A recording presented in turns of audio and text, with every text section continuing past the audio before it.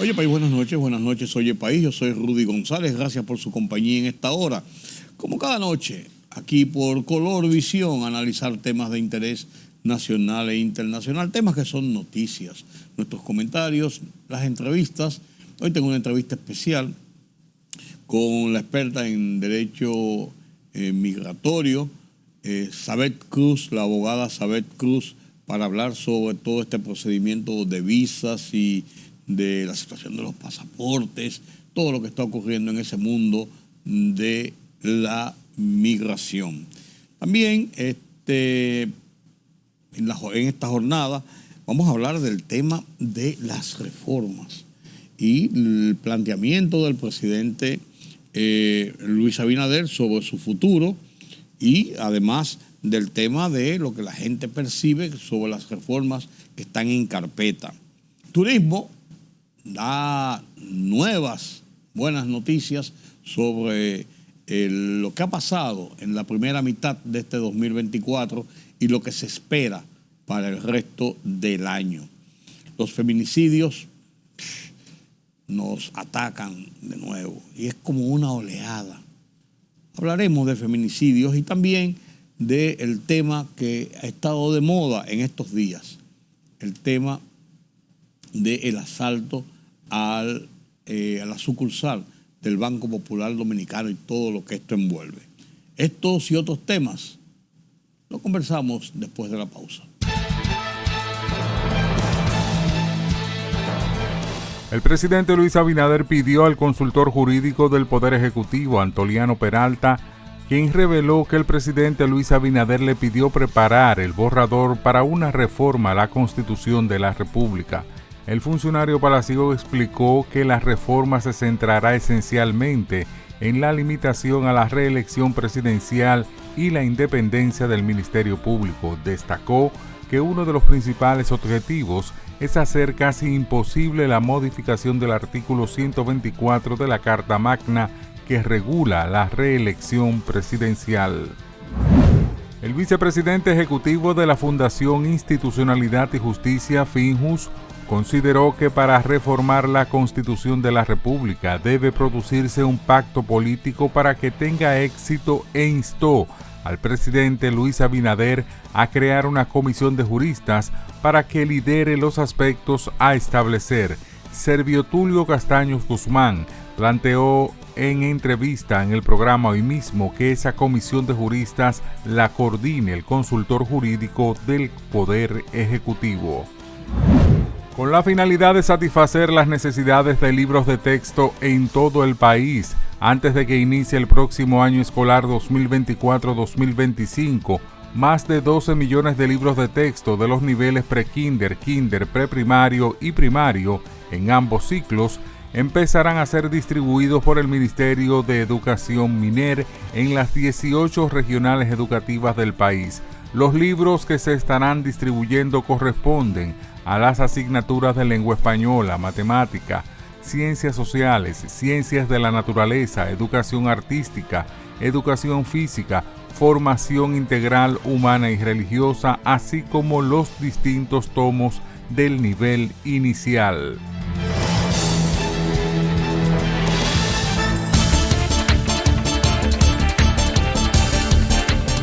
El nuevo primer ministro de Haití, Gary Conille, ha formado su gabinete, entre cuyos miembros destaca la ministra de Relaciones Exteriores, Dominique Dupuy, según informaciones de medios locales.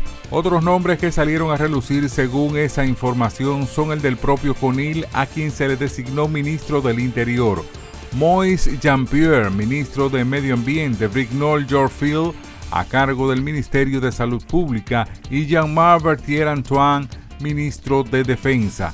La formación del gabinete es parte esencial para que Conille comience en firme su rol como primer ministro de Haití, designando por el Consejo Presidencial de Transición. La presidenta de Perú, Dina Boluarte, promulgó una ley que excluye a los partidos políticos de responsabilidad penal en caso de corrupción, una norma aprobada por el Congreso para evitar que las organizaciones políticas sean procesadas o disueltas por esos delitos. La norma que modifica el Código Penal y la ley que regula la responsabilidad administrativa de personas jurídicas en el proceso penal fue publicada en la edición extraordinaria de la Gaceta de Normas Legales en el diario oficial El Peruano. El vicepresidente de Malawi, Saulus Chilima, murió junto a otras 10 personas en un accidente cuando un avión militar se estrelló en una región montañosa en el norte del país, según informó hoy el presidente Lazarus Chakwera. Chilima, de 51 años, iba junto a la ex primera dama, Shanil Simbiri, quienes habían sido reportados como desaparecidos este lunes mientras realizaban un vuelo de 45 minutos desde la capital del país del sur de África, Lilongwe, hasta la ciudad de Susu, a unos 370 kilómetros, unas 230 millas al norte. La libertad solo reside en los estados en los que el pueblo tiene el poder absoluto. Por el respeto a los valores democráticos y la dignidad del pueblo dominicano, El Rumbo de la Tarde, plural, objetivo, comprometido siempre con la verdad. Con Georgie Rodríguez, Rudy González y Ramón Colombo. Los poderosos ya están en el aire.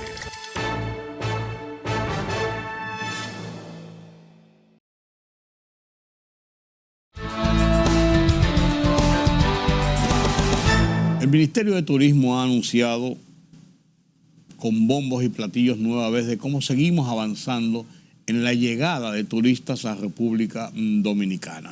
Durante los primeros 5 meses de este año, contabilizado enero, febrero, marzo, abril y mayo, como estamos en el mes de junio, ya se dieron las estadísticas del mes pasado, y los primeros 5 meses aportan más de 5 millones de visitantes y se esperan más de 5 millones de visitantes en los próximos 5 o 6 meses y sobrepasar la barrera de los 10 millones a que llegamos el año pasado, y las perspectivas que tenemos de que vamos a tener este año por lo menos 11 millones de turistas, 11 millones de visitantes.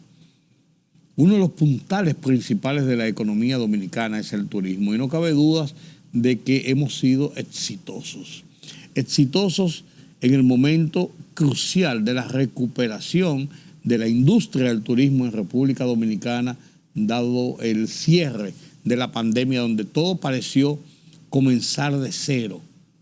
Después de la pandemia, inmediatamente comenzar de cero.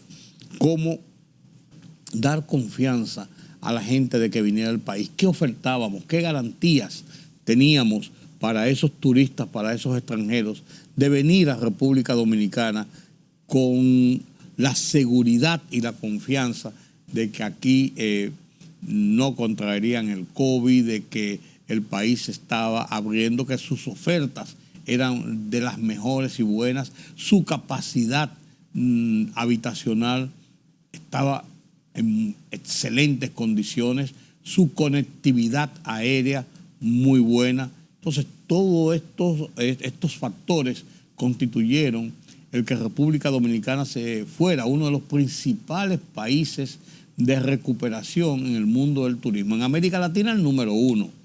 Incluso la Organización Mundial del Turismo galardonó por 2 años consecutivos, 2022-2023, a República Dominicana como el país de mayor desarrollo y reapertura en el término y en calidad post-pandemia en el mundo. Y ganamos ese reconocimiento que nos ha posicionado, y de ahí que las cifras dadas por el Ministerio de Turismo, por el ministro David Collado en conferencia de prensa este lunes pasado, nos indica que vamos por buen camino y que nuestra industria del turismo, una de las patas principales de nuestra economía y de nuestra economía principalmente post pandemia, está marchando bien. Garantiza su estabilidad y su desarrollo a buen ritmo, al ritmo esperado por las autoridades. El tema de los feminicidios nos cuadra la cabeza, como se dice, señores. Nos cuadra la cabeza. 24 feminicidios en los primeros 5 meses de este año. Mucho, demasiado. Este fin de semana, el domingo pasado, ocurrieron 2 hechos. Entre ellos un oficial policial que disparó contra su esposa, contra su expareja, yo no recuerdo el término exacto, pero falleció y después se suicidó. La persiguió, la esperó cuando se desmontaba de su vehículo para entrar a la vivienda, al apartamento. Allí la ultimó y después se suicidó. Y hay otros casos horribles que han ocurrido a lo largo de este año. ¿Qué sigue pasando por la mente de mucha gente que no llega a comprender que cuando no se puede, no se puede? Si no hay capacidad de entendimiento en una pareja, si hay uno de los 2 miembros de la pareja que quiere romper la relación, que entiende que no está cómodo, que no se siente seguro, que no se siente conforme, déjelo ir, como dice la canción. No, el feminicidio sigue siendo esa parte del machismo, del hombre que se siente, porque generalmente es hombre, en su gran mayoría, que atenta contra la mujer, que entiende que la mujer es una posesión, que la ha ganado y que es de él, que su machismo no le permite que lo abandonen, que lo dejen. Es cuando él quiere y como quiere. Y ahí viene ese desenlace. Mucha gente se ofusca en ese sentido. Hay otras situaciones ya de desavenencias entre los dos, de riñas, de pleitos, de golpes, precedido muchas veces de situaciones que el entorno no domina, que no se da cuenta, pero que está ocurriendo. Y ahí llegan los hijos huérfanos. A veces, cuando mata y después se suicida el agresor, afecta 3 familias, su propia familia, sus hijos que deja, la familia de la mujer muerta, la familia de él muerto. O sea, son familias que se desgarran, que sufren los avatares de esto. Los psiquiatras, los psicólogos están en permanente estudio de qué está pasando con este auge del feminicidio, de tantas campañas que se han hecho, de tantos consejos que se dan, de tanta apertura que hay, de personas que están en disposición y que lo hacen, de ayudar profesionalmente a personas que sufren estos trastornos de los celos, estas situaciones de ya no poder convivir con otra persona, de cómo salir de esta situación sin que medie para ello la violencia, y la violencia que termina en fatalidad, como en la mayoría de estos casos. 24 feminicidios, personas, mujeres muertas en los primeros 5 meses del año. Es demasiado, señores. Es demasiado, definitivamente. El tema del asalto del Banco Popular. El tema del asalto del Banco Popular va dejando, según van pasando las horas y los días, dentro de todo lo que sale a borbotones de las historias de las personas implicadas, de los antecedentes del asalto, de la planificación, de la operatividad, del hecho en sí y lo posterior al asalto. Hay una serie de historias y de situaciones envueltas que dejan a uno mucho que pensar. ¿Qué estaba pasando por la mente de esos muchachos? Vuelvo y digo. Había un gen criminal, disociado, maligno, que los miembros de una misma familia, varios jóvenes de una misma familia, personas, algunos de ellos con prestancia pública, por así decirlo, y terminar en este penoso episodio, en este penoso incidente. La verdad que deja mucho, mucho, mucho que desear. Mucho, mucho, mucho que desear. Porque la verdad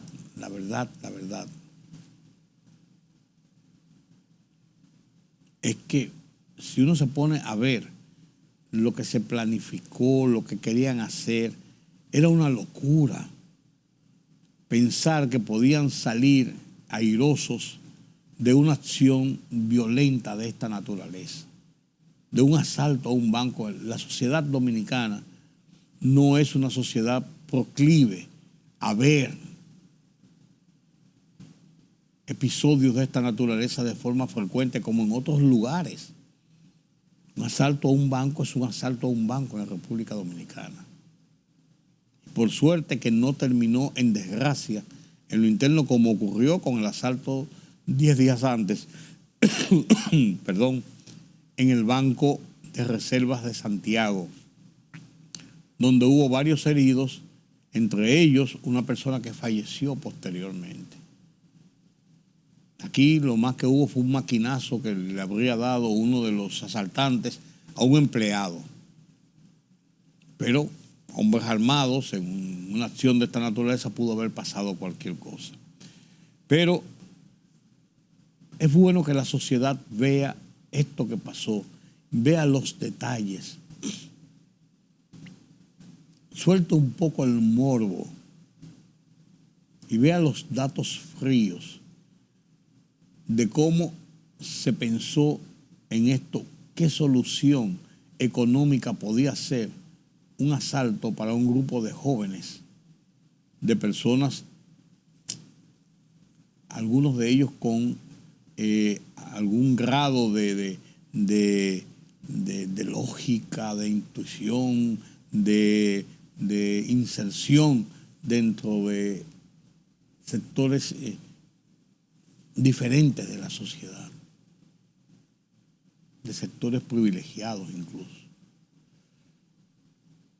Hay que verlo y hay que analizarlo fríamente, porque nosotros tenemos familias, perdón, y somos una sociedad que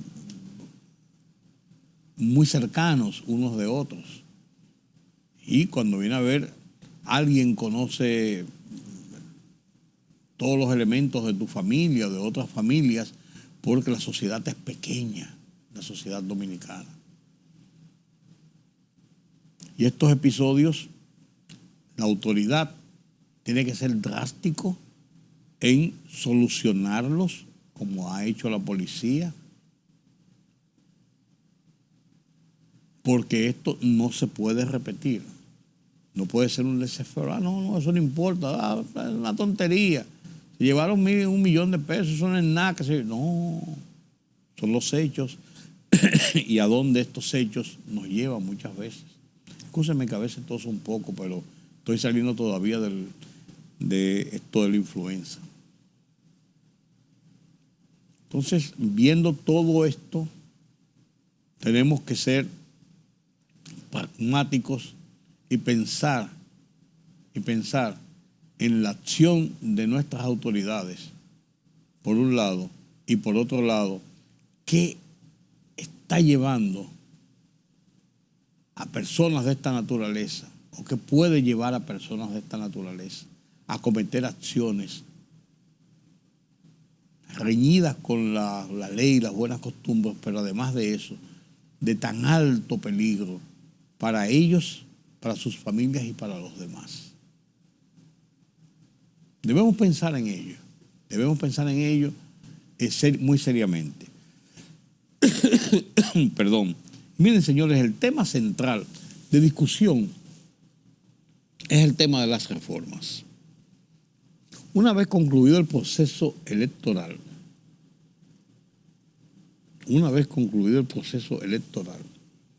el país se encamina a continuar con su proceso democrático institucional, pero en el camino hay muchos retos que enfrentar.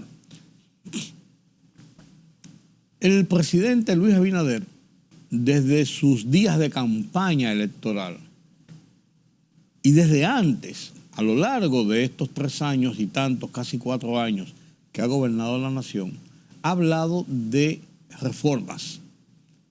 2 de ellas principalmente. Hay varias reformas pendientes, pero 2 de ellas básicamente. Reforma a la Constitución.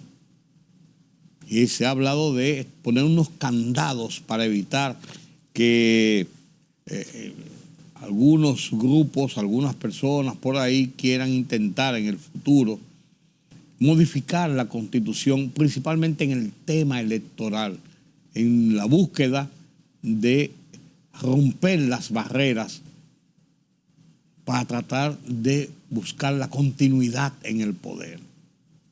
Y el otro tema es el tema de la reforma fiscal, para tratar de ordenar, de reordenar todo el aparato económico, financiero, de desarrollo del país. Y comencemos por el primero. En el tema constitucional, cada vez que se ha hecho reformas constitucionales en los últimos tiempos en República Dominicana, ha mediado y ha tenido que ver el tema de la reelección presidencial. El tema de los procesos y los periodos electorales. Y hemos navegado en una fórmula, en otra fórmula, en que si un periodo sí, un periodo no de por medio, y usted puede regresar. De si 2 periodos consecutivos y después usted puede pasar un periodo y puede volver a optar. Que si 2 periodos consecutivos, o sea, 2 periodos de 4 años y después nunca jamás. Que si la no reelección, solamente un periodo y ya se va para su casa y no puede optar más nunca. O sea, hay muchas fórmulas que se han establecido. O la reelección abierta, como era en tiempos de Balaguer. Y ahora tenemos un sistema que dice que usted electo, se puede reelegir para un segundo periodo y ya, nunca más. Ya usted terminó su ciclo como candidato o aspirante presidencial de manera constitucional. Entonces, en ese sentido, cada vez que se habla de reforma constitucional, la gente se pone nerviosa, se pone tensa, porque entiende que ese es un tema que se va a discutir. El presidente Luis Abinader, en su reunión de la semanal, esta semana, fue tajante en indicar su propósito como presidente de la República de cara a los procesos electorales. Lo dijo y lo repitió de esta forma. Veamos. Yo salgo el 28 de aquí y no vuelvo más. No vuelvo más. Y esa es mi decisión política como dominicano y también la decisión personal. Y eso es lo que le conviene a la República. Y yo le estoy dando el mensaje a la gente porque mucha gente, miren, no se lo cree, porque es así, la tendencia histórica, el comportamiento histórico ha sido lo contrario. Y eso está claro. Y es una decisión que yo no cambio de ninguna manera. Y eso yo creo que ha quedado bastante claro. El segundo tema es el tema de la reforma fiscal. Un tema que tiene muchas aristas. Todo el mundo está conteste y claro en que aquí debe haber una reforma fiscal porque el Estado necesita mayores recursos para poder enfrentar la demanda de una factura social acumulada que requiere de recursos para poder ejecutarse desde el gobierno, para las obras de desarrollo necesarias. Y los recursos no dan. Y hay un déficit anual. Y no dan los recursos porque la tasa de presión tributaria es baja. Una de las más bajas de América Latina, si no la más baja. Entonces se está buscando que haya más recursos del gobierno, pero la gente demanda 2 cosas. Sí, puede ser. Pero, y la evasión. ¿Para cuándo? La gente dice, pero si van a cobrar más impuestos y hay un grupo que sigue evadiéndolo, entonces no tiene sentido que nos carguen a nosotros y a nosotros no. Segundo, que el gasto sea realmente dirigido a lo que la gente espera y requiere y necesita. Eso es así, señores. Eso es así. O sea, la reforma es necesaria, pero tiene que ir acompañada de una confianza y una seguridad de la gente en que esa necesidad va a ser para el beneficio colectivo. Y entonces ya veremos los detalles y los pormenores de la misma. En su editorial de esta semana, Miguel Franjul, en el Listín Diario, puso un tema ya un poco más complejo. Debemos hacer un referéndum, la figura del referéndum para el establecimiento de estas reformas. Debemos someterlo a que la gente tome la decisión.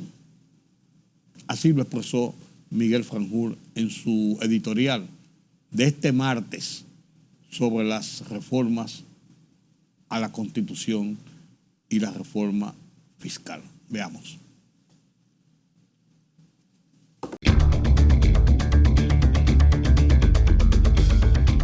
La Constitución del 2010, fruto de un amplio proceso de consultas con la ciudadanía, ordena que se consagre por ley la figura del referendo y del plebiscito para decidir reformas cruciales que necesita el país. Así se consigna en la sección 3 sobre los mecanismos directos de participación local, en cuyos artículos 203 y 210 se describen los requisitos y condiciones para el ejercicio de esta potestad.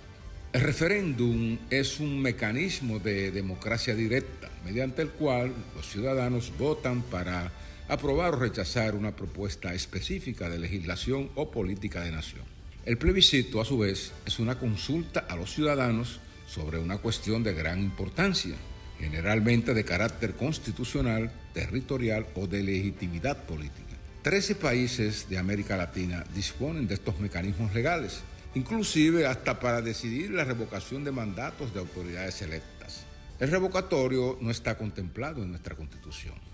Ahora, con el anuncio del gobierno de promover 12 reformas estructurales de carácter fiscal, laboral y constitucional, es fundamental que se priorice la aprobación de la ley del referendo consultivo.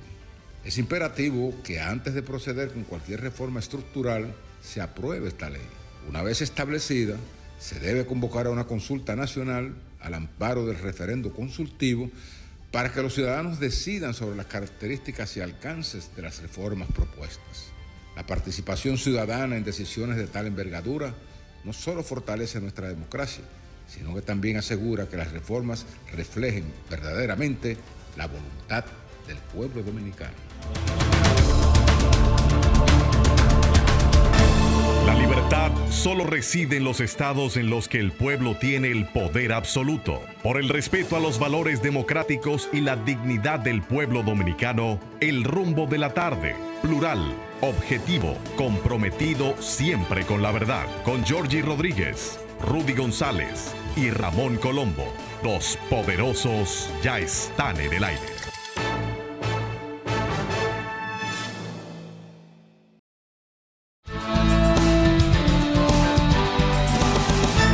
Gracias por continuar con nosotros aquí en Oye País. Como les informaba antes de la pausa, converso con Sabet Cruz, una experta en derecho migratorio, abogada de prestigio, una mujer que se ha dedicado principalmente a este tema, pero tiene un expertise en preparación de derecho constitucional, de una gama amplia de lo que es el ejercicio de la profesión de abogado en República Dominicana. Sabet ha dedicado toda su experiencia en ayudar a la gente.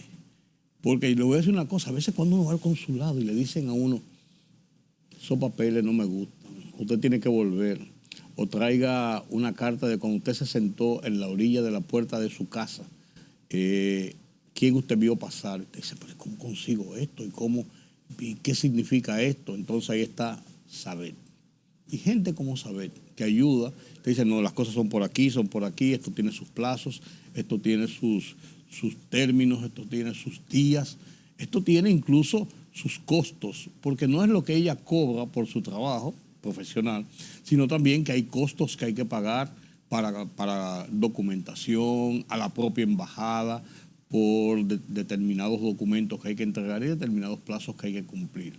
Entonces, Sabet está al día, al momento de lo que está pasando. Para mí es un placer volver a entrevistar a Sabet, a conversar con Sabet Cruz, que ya yo le decía la última vez que estuvo con nosotros, tú eres un parte de este programa, y ella me decía, mándame el cheque, porque la verdad es que no le he pagado nunca esa participación tan especial y tan profesional. Gracias, Sabet, por estar con nosotros de nuevo. Es un honor, Rudy, para mí siempre, y mi paga es la deferencia que tú siempre tienes al recibirme.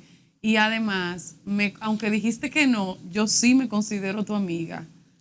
Yo no he dicho que no soy tu amiga. Tú dijiste que no detrás de cámara, yo todo lo anoto. Dijiste que yo soy una persona que no soy tu amiga, que vengo aquí a hablar de mi tema y me voy por ahí. Lo dijo, señor. No, por eso fue a Twingo. Yo no sé. Estaba diciendo, ¿verdad? No, porque tú, cuando vienen tus amigos y eso, entonces dices, no, espérate. Sabet es una parte importante de este programa. Sabet, ¿qué está pasando en el mundo de migración en el día de hoy? Cambian todos los días los procedimientos. Y uno ve, por ejemplo, en Estados Unidos los problemas migratorios que está teniendo el Estado norteamericano, el gobierno de los Estados Unidos, los diferentes lugares, el caso de Nueva York, por ejemplo, donde hay situaciones que uno dice, ¿a dónde va a llegar este tema de los inmigrantes? Entonces, esto me supongo que afecta a los inmigrantes ilegales, indocumentados, pero en cierto modo también afecta a los inmigrantes o a los visitantes comunes y corrientes, porque lo ven con cierto recelo. ¿Cuál es la situación, Sabet, desde tu óptica? Mira, tú sabes que siempre, a propósito de eso, siempre se está hablando, me formularon ese tipo de preguntas recientemente, que yo considero, que cómo lo veo, yo siempre he sido muy puntual y muy específica.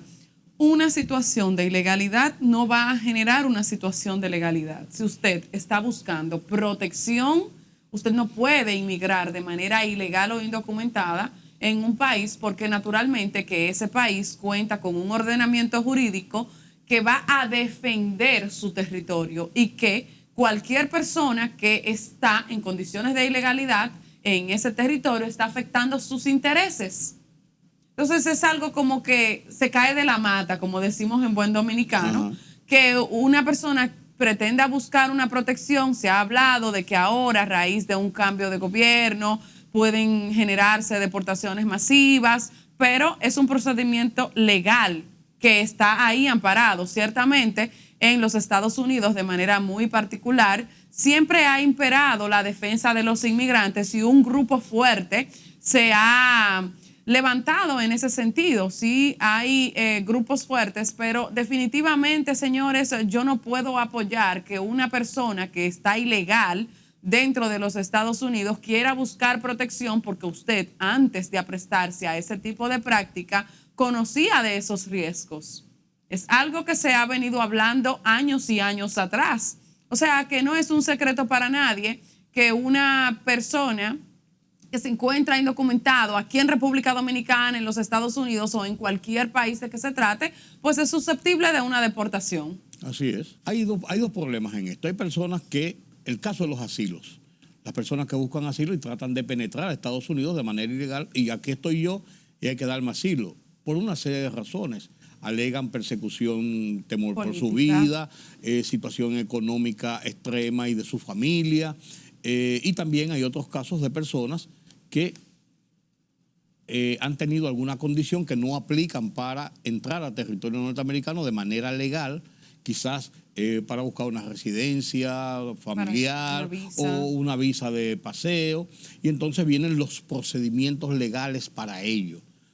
¿Cómo enmarcar eso dentro de lo que es el derecho que tiene cada estado, como tú decías, en preservar sus fronteras, en preservar su país? Ambos procedimientos a los que hiciste alusión tienen, valga la acotación, todo un proceso, o sea, conlleva un proceso.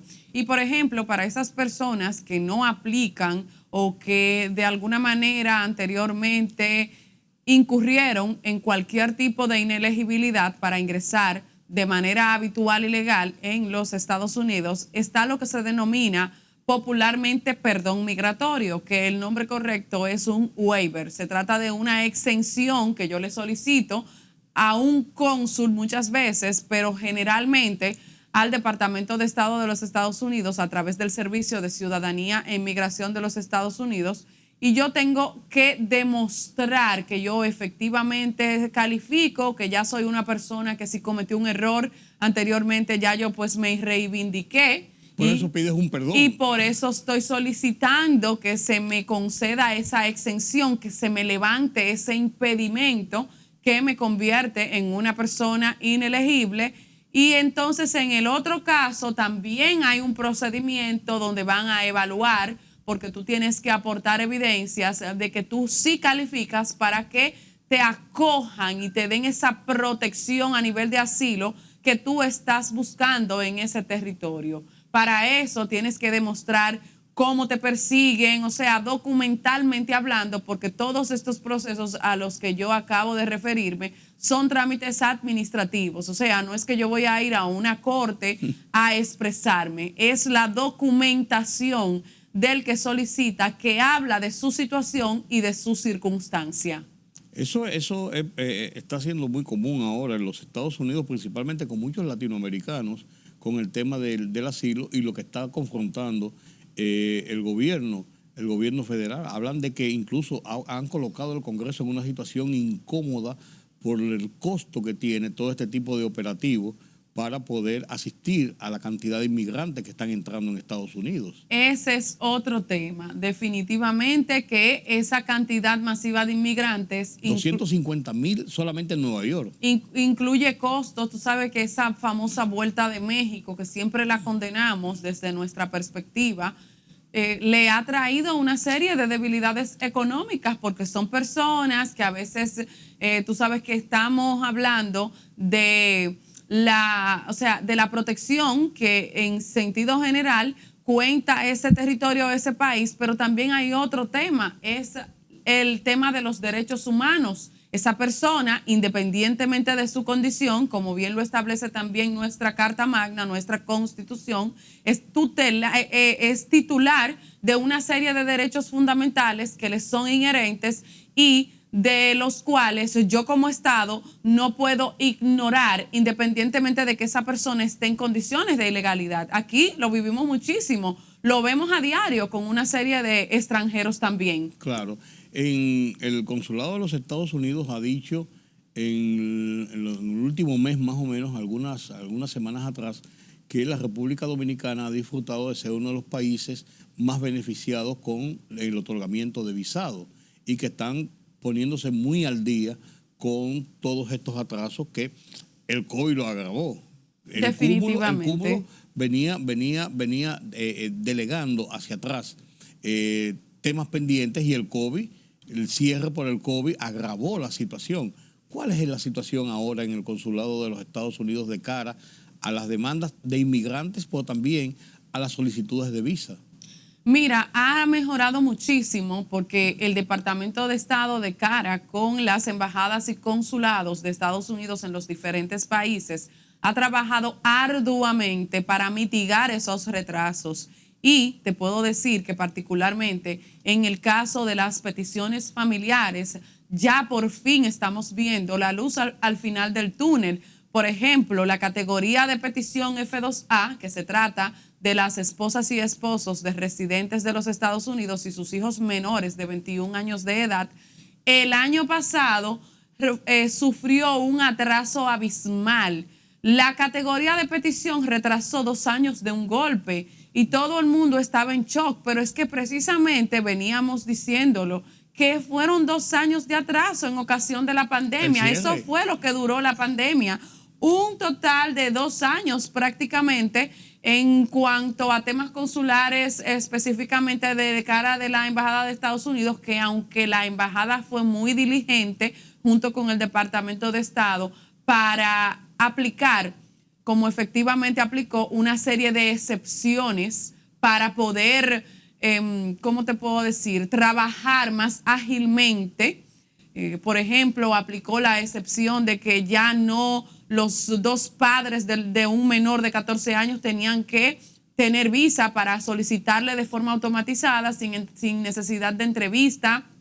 También extendieron de 1 a 4 años una persona que había tenido visa en el pasado para fines de renovación. O sea, dieron una serie de facilidad, pero aún así los retrasos fueron impactantes. Impactaron muchas familias en ese sentido. Muchas personas vieron sus procesos atrasados. Muchas personas durante el curso de este proceso, si ya yo llené un formulario hoy, 2020, ya en el 2021 mi situación cambió dramáticamente y yo por ignorancia quizás no lo actualicé y eso ocasionó que me negaran la visa. O sea, fue realmente todo un caos, pero ya al día de hoy podemos ver que las citas están para 6, 7 meses. Anteriormente estábamos hablando de 2 años. Esas son citas para fines de visa de turismo. No, y en esta semana, de hecho, en esta semana que recién pasa, Rudy, la embajada envió citas masivamente a muchísimas categorías de petición que tenían ya todo aprobado y que aún no le había llegado su cita. Estoy hablando de muchos F2A y de muchas categorías de petición inmediata, como los IR1, que son esposas y esposos de ciudadanos de Estados Unidos y sus hijos menores de edad, con todo aprobado. Entonces, una fila larga, un entaponamiento. Ya estamos viendo que les está llegando cita a muchísima gente. Por ejemplo, yo hace 2 domingos estuve en Galería 360, fui a alguna diligencia, algo, y vi aquel gentío a donde está el BAC, el centro de atención a el personas. Centro de Atención de Visa. Sí, de visa, de personas solicitantes de visa. Y un domingo en la mañana yo pregunté, ¿qué pasa? Y me dijo una persona que está ahí, no, la gente que viene a buscar su visa. Domingo en la mañana. Sí. Entonces me dijo, sí. Y yo dije, pero ¿y esa cantidad? Yo, las veces que he ido al BAC a hacer la renovación de visa, ahí, porque la gente va con una cita, tiene sus horas, no hay esa cantidad de gente. Normalmente. Entonces veo este domingo esa cantidad, ese molote, y entonces me dice, sí, así está viniendo todos los días, porque están saliendo de gente que tiene solicitud de visa para renovación de visa. Exacto, es lo que te digo, que la embajada ha sido muy diligente en ese sentido para fines de poder agilizar y adelantar todos esos retrasos que había ocasionado la pandemia, señores. ¿Hay flexibilidad en la documentación que se pide en proporción, a años anteriores? ¿O eso se mantiene igual? ¿O hay discrecionalidad, que siempre la hay, de los vicecónsules que entrevistan a una persona? ¿Se mantiene igual o se ha reducido más? Yo oí decir que el formulario de solicitud de visa había sido más friendly, más agradable, más amigable. O sea, antes era como muy pesado, la gente le tenía miedo al formulario y como que ha sido más suavizado en ese sentido. Bueno, ¿Qué tú has visto en eso? Yo veo que básicamente es lo mismo. Lo que sí es que hay mucha educación por parte de la embajada. Siempre se les invita a las personas a que llenen su propio formulario, porque hay muchas personas que pueden llenar el formulario en nombre tuyo y cometer errores. Entonces, siempre ese es un tema que ha sido siempre recurrente por parte de la embajada. Pero te puedo decir, Rudy, que realmente el que no conoce la forma correcta y adecuada de completar los formularios tiende a cometer errores. Sí. Inclusive te puedo decir... Siempre es como un gancho en alguna pregunta, siempre como que está a la defensiva y a veces se comete errores. Lo que pasa es que, por ejemplo, hay partes del formulario que yo como una persona dominicana quizás no pueda interpretarla correctamente. Por ejemplo, hay una pregunta que está en inglés en el formulario que se refiere a relative. Eso significa un familiar. Entonces, hay gente que sabe hablar inglés que quizás no le da el mismo nivel de interpretación a la pregunta. No sé si me doy a entender. Sí. Entonces, básicamente, eso es lo que pasa. También hay otra pregunta que suelen muchas personas no entenderla, que es como que si a usted le printearon los 10 dedos. Se refiere específica y puntualmente a que si en algún momento le tomaron las huellas dactilares. Pero la forma en cómo se estructura esa inquietud, quizás no todo el mundo la interpreta correctamente. Hay quienes pensarán que se tomaron la huella porque cometió algún delito, como la gente ve. La gente lo interpreta cada uno. Es correcto, cada quien le da su interpretación de manera muy subjetiva. Eso es lo que pasa. En tu experiencia, tú ves que el desarrollo, el desenvolvimiento, lo que va la mitad del año ya, en el otorgamiento de visas va en una forma similar a años anteriores, ha aumentado. ¿Cómo tú lo ves? Realmente este año se han otorgado más visas que el año anterior, te puedo decir eso, que en comparación al año anterior nosotros podemos ver las estadísticas mucho más elevadas realmente, y también esa realidad puede obedecer al hecho de que anteriormente era más difícil programar las citas. ¿Me doy a entender? Entonces, si mientras más citas se han ido programando, mientras más apertura se le ha dado a los solicitantes para que vayan, pues eso va a ser directamente proporcional al número de visas que yo voy a emitir. Hay más vicecónsules, están trabajando más. Esa parte... Vamos a la vez, como dicen ustedes los abogados. Ay, esa parte ya directamente, me imagino que también, porque tú sabes que durante el periodo de la pandemia se limitó el recurso humano, tanto en la embajada como en el Departamento de Estado en sentido general. Ahí en la embajada solamente estaban para los casos de emergencia. De emergencias y casos excepcionales, como habíamos apuntado, que no era necesario ir a la embajada directamente, sino que podía tramitarse a través del BAC. Ok. Hay un tema que es interesante. Estamos hablando de nuevos pasaportes biométricos, pero al mismo tiempo estamos hablando de un excedente, un exceso, una presión de gente demandando pasaportes.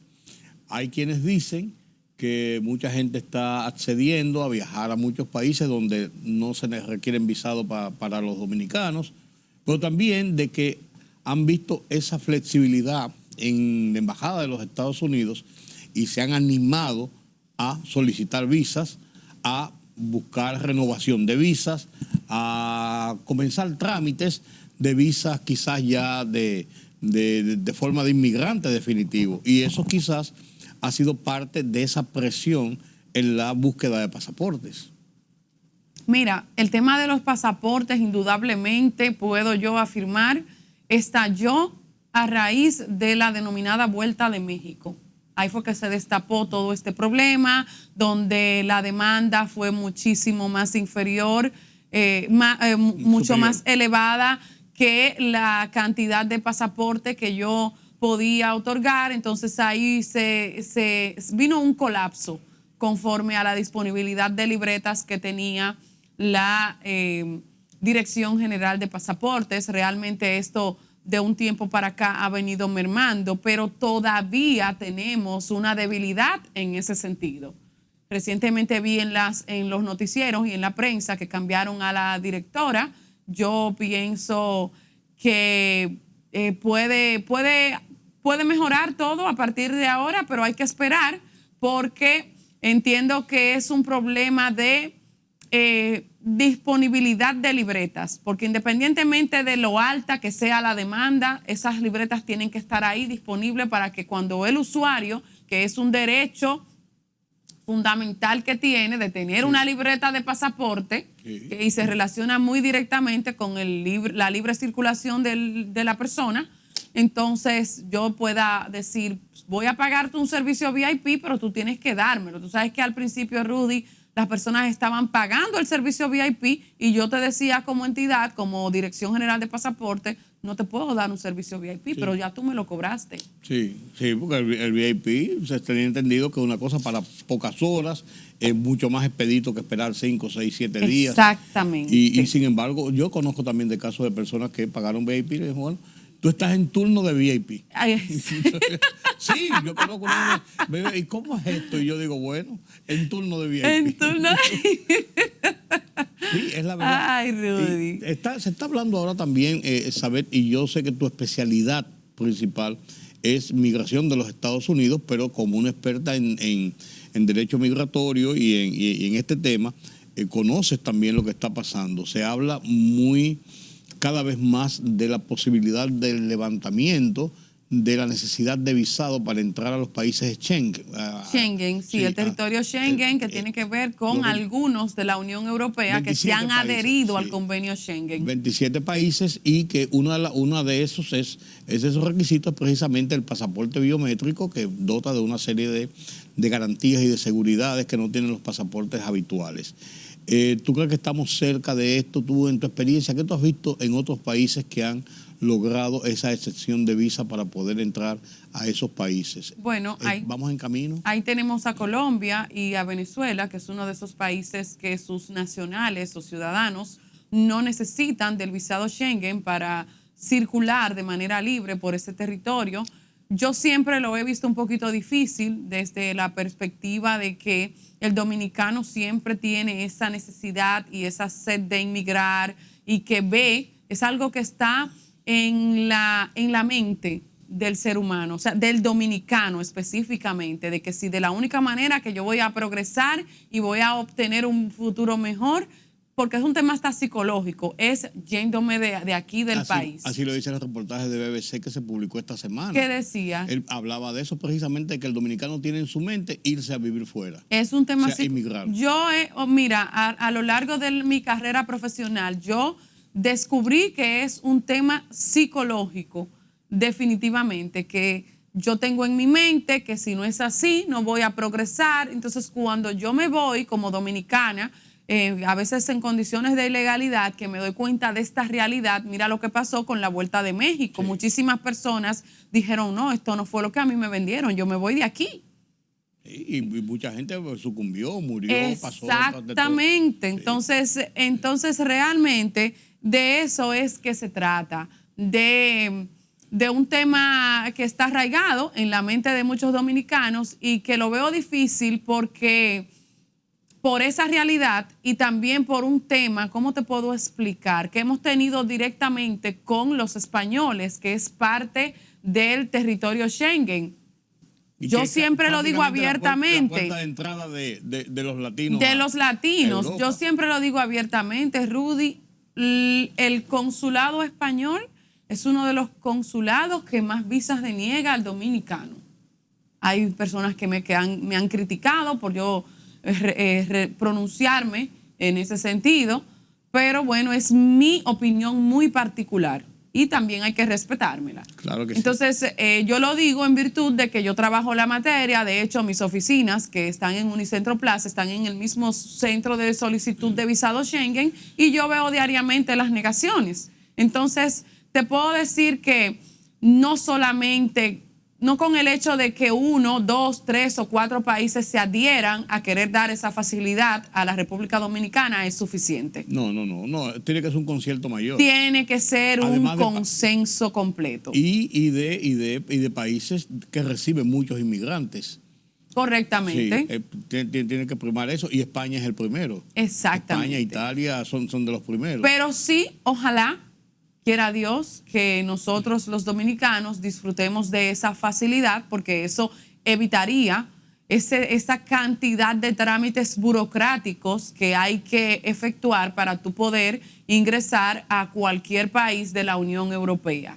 Entonces, hay un decir de que tener una visa es un estatus. ¿Tú crees que eso es así? Ya no lo creo. En la mente de mucha gente. Ya no lo creo tanto, porque tú sabes, Rudy, que hemos visto personas que trabajan en una esquina de manera muy informal y han tenido una visa. Sin embargo, una persona que, te voy a poner un ejemplo muy puntual a continuación, por ejemplo, una persona que tiene millones de pesos, que tiene empresas, le niegan el visado. Y cuando te decía que te iba a poner un ejemplo muy puntual, fue una señora que vende pacas, que yo le hice un proceso de solicitud de visa estableciendo que ella vende pacas y a ella la avisaron. Entonces también tuvo un cliente que tiene una empresa constituida que fue 2 veces y le negaron la visa. Entonces uno y otro dice, ¿por qué? La señora de la PACA Yo dice te puedo que responder tuve. por qué. Sí, ¿por qué? Porque la sección 214B de la Ley Migratoria de los Estados Unidos establece, y me perdonas lo que voy a decir a continuación, que el cónsul visa a quien le da la gana, señores. O sea, claro que no lo va a decir así como O sea, lo estoy diciendo que yo. Tiene discrecionalidad. Pero tiene un margen de discrecionalidad muy grande de decidir a quién sí y a quién no. Y que no tiene que dar explicaciones. Absolutamente. O sea, que no tiene que decirte es por esto o por aquello. Sino Al simplemente solicitante no tiene que darle ninguna explicación. Eso es así, es correcto. Pero es verdad que hay gente que entiende que la visa es un estatus. Sí, hay mucha gente que entiende eso. Y a quien se la quitan es peor todavía. No, Porque cuando a quien se la quitan ya es una degradación. si queda como la persona se frustra, Sí. normalmente tiende a frustrarse, pero cada país es soberano para permitir la entrada a quien entienda. Hay personas que tienen un visado que tienen muchos años y no viajan. ¿Tienen algún problema con eso? Absolutamente que no, ninguno. El problema lo tienen si se quedan. Gracias. O si pernotan de manera muy continua o mucho tiempo dentro de los Estados Unidos. Sí, porque tienen un tiempo para estar allá, un tiempo de vigencia. Hay gente que... No, y que independientemente del tiempo de vigencia, Rudy, nunca recomendamos los profesionales que ejercemos el área migratoria que la persona dure más de un mes, porque esto tiende a dar alertas a los CBP y a los oficiales consulares de que muy probablemente esa persona está dándole un uso incorrecto a su visa y no la está cuidando. Y cuando hablo de un uso incorrecto, me refiero a que no podemos trabajar con una visa de turismo en los Estados Unidos. Tampoco usted puede ir a estudiar, de que me voy 3 meses a estudiar inglés. No. Y hay gente que lo hace. Sí. O hace otras cosas y dice que fue a estudiar. Exactamente. O hay gente que se va con una visa para estudiar y hace otras cosas. También O sea, hay de todo. En la viña del Señor hay de Hay todo, Rudy. Y como ese es el país de las oportunidades, Según se el dice, dominicano, si ¿verdad? la gente lo entiende así y lo aplica a su manera. Así es, así es. Sabes, gracias por tus comentarios, gracias por tus informaciones, que son siempre de utilidad para el diario vivir y para las personas que planean viajar, para las personas que tienen en mente tomar esas vacaciones o emigrar definitivamente. Siempre es un honor, Rudy. Este ha sido nuestro conversatorio de esta noche, este ha sido nuestro programa del día de hoy. Nos vemos mañana nueva vez aquí en Color Visión. Como cada noche, analizamos los temas de interés noticioso nacional e internacional. Yo soy Rudy González. Será hasta mañana.